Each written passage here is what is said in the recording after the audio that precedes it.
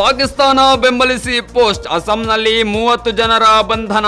ರಾಷ್ಟ್ರೀಯ ಭದ್ರತಾ ಕಾಯ್ದೆಯಡಿ ಪ್ರಕರಣ ದಾಖಲಿಸಲು ನಿರ್ಧಾರ. ಪಹಲ್ಗಾಮ್ ಭಯೋತ್ಪಾದಕ ದಾಳಿಯ ಬಳಿಕ ಪಾಕಿಸ್ತಾನವನ್ನು ಬೆಂಬಲಿಸಿ ಸೋಷಿಯಲ್ ಮೀಡಿಯಾಗಳಲ್ಲಿ ವಿವಾದಾತ್ಮಕ ಪೋಸ್ಟ್ಗಳನ್ನು ಹಂಚಿಕೊಂಡ 30ಕ್ಕೂ ಹೆಚ್ಚು ಜನರನ್ನು ಅಸ್ಸಾಂನಲ್ಲಿ ಬಂಧಿಸಲಾಗಿದೆ.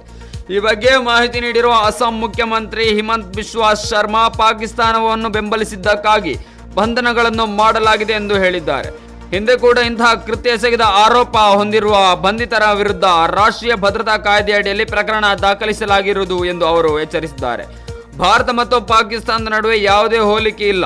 ಎರಡೂ ದೇಶಗಳು ಶತ್ರು ರಾಷ್ಟ್ರಗಳು ಮತ್ತು ನಾವು ಹಾಗೆ ಇರಬೇಕು ಎಂದು ಶರ್ಮಾ ಹೇಳಿದ್ದಾರೆ. ಅಸ್ಸಾಂ ಮಾತ್ರವಲ್ಲದೆ ಮೇಘಾಲಯ ಮತ್ತು ತ್ರಿಪುರಾದಲ್ಲೂ ಪಾಕಿಸ್ತಾನವನ್ನು ಬೆಂಬಲಿಸಿ ಪೋಸ್ಟ್ ಮಾಡಿದ ಕನಿಷ್ಠ 24 ಜನರನ್ನು ಬಂಧಿಸಲಾಗಿದೆ ಎಂದು ವರದಿಗಳು ತಿಳಿಸಿದೆ.